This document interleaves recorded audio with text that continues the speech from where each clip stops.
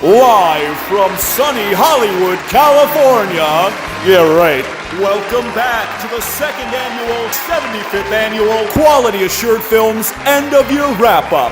Now, please welcome to the stage, Jon and Mike. BlacKkKlansman was powerful. Yes. And I was not expecting that. It was marketed as like a buddy comedy. Yeah. But no, I mean, obviously knowing Spike Lee, knowing his movies, I was like, it can't be that simple. Right. Which it's not. There's never been a black cop in this city. We think you might be the man to open things up around here.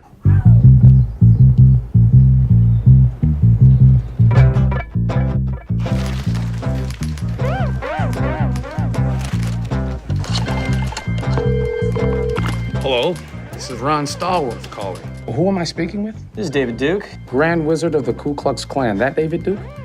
God. Last time I checked. Throughout the movie, there was a lot of like you said, a lot of like deep, amazing things that happened, and then there was on the other end a lot of goofy shit. Yes. What can I do you for? Well, since you asked, I hate blacks. I hate Jews, Mexicans, and Irish, Italians, and Chinese. But my mouth to God's ears, I really hate those black rats. And anyone else, really, that doesn't have pure white Aryan blood running through their veins. I'm happy to be talking to a true white American. And I think that was part of, I assume that was intentional because he's saying, look at these fucking morons. Yeah. And you're laughing at how fucking goofy they are. But that's the horror of it. These are the mass murderers of America.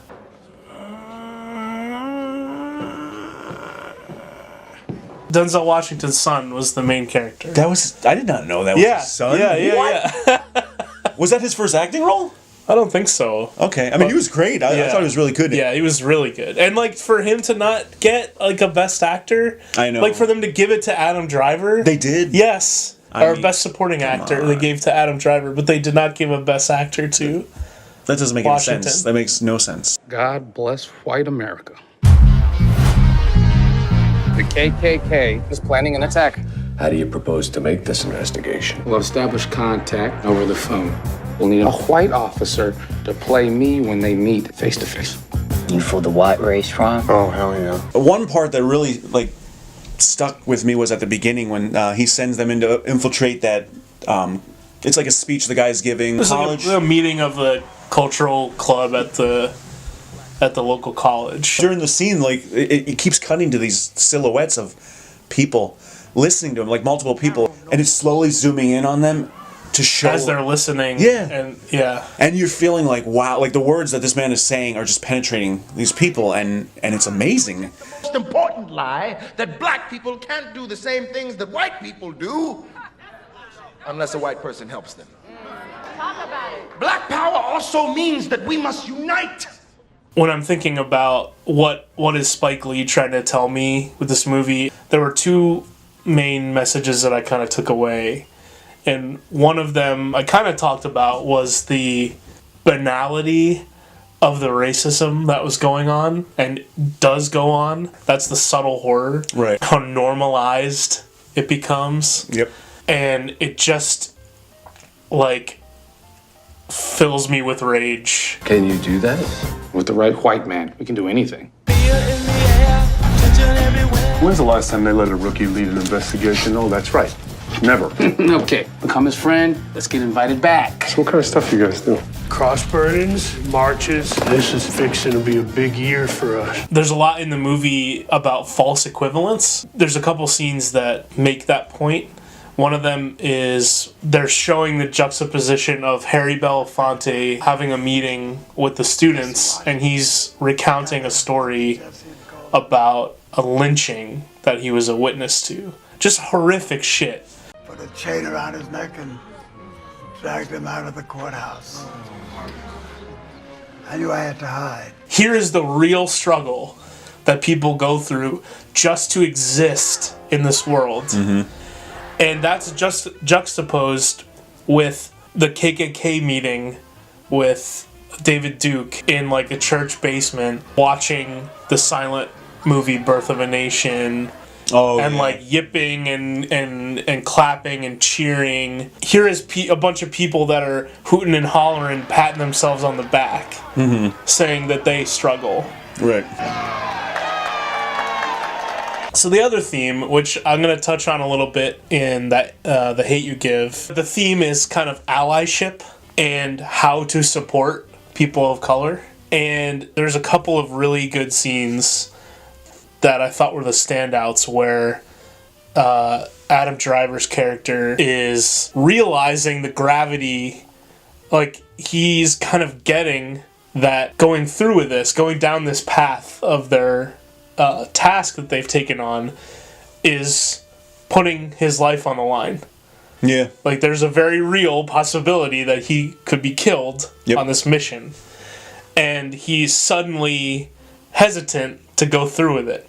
You know, he was willing to go along with it when he didn't have to risk his neck. Right. And there's a scene between the two of them when he goes, "Why are you acting like you don't have any skin in the game?" For you, it's a crusade. For me, it's a job. You're Jewish. That hatred, doesn't that piss you off? You're taking this Jew lie detector test. Why are you acting like you ain't got skin in the game? There's another scene later on when he more fully understands what the main character has to go through daily. And he says, "I never thought about being Jewish, and now it's all I can think about." Oh, okay. I thought that was a beautiful scene. Not beautiful in a wow, look how wondrous this is, in an emotionally vulnerable, like epiphany kind of way. I'm sure like somebody would be like yeah, no duh. Mm-hmm. Like yeah, I have to deal with this every fucking day. Right. But I liked that arc.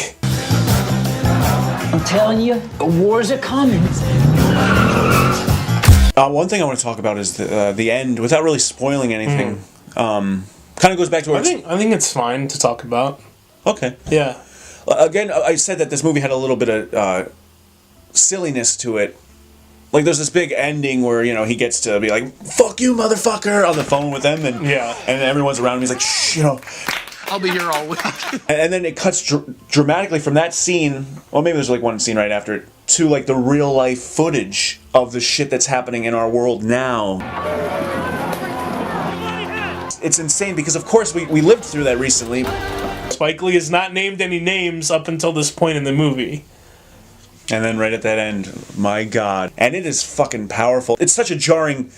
Well, like you said, it's building up to that, but it's such a quick like transition from the goofiness to that you're just like, whoa. Yeah, that's true. That's true. Right. Yeah. Holy shit. So at the end of it, I mean... Because he's not going to leave it up to your interpretation. Right. Like, if you didn't get it, that's what makes it Spike Lee, is that if you didn't get it up to this point, here it is, motherfucker. Like, this shit is not over.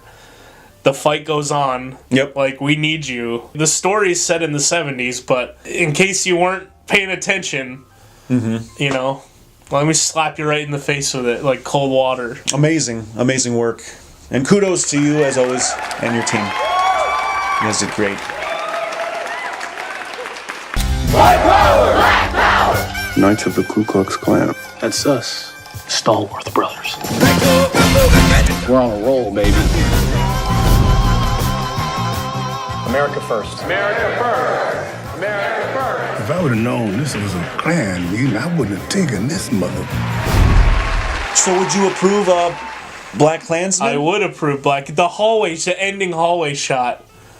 Oh, with like the conveyor belt, and they were going towards the thing. That was so awesome. That was cool. Of course I approve it. It was so good. Quality approved. Quality approved. The second annual 75th annual Quality Assured Films End of Year Wrap Up will return.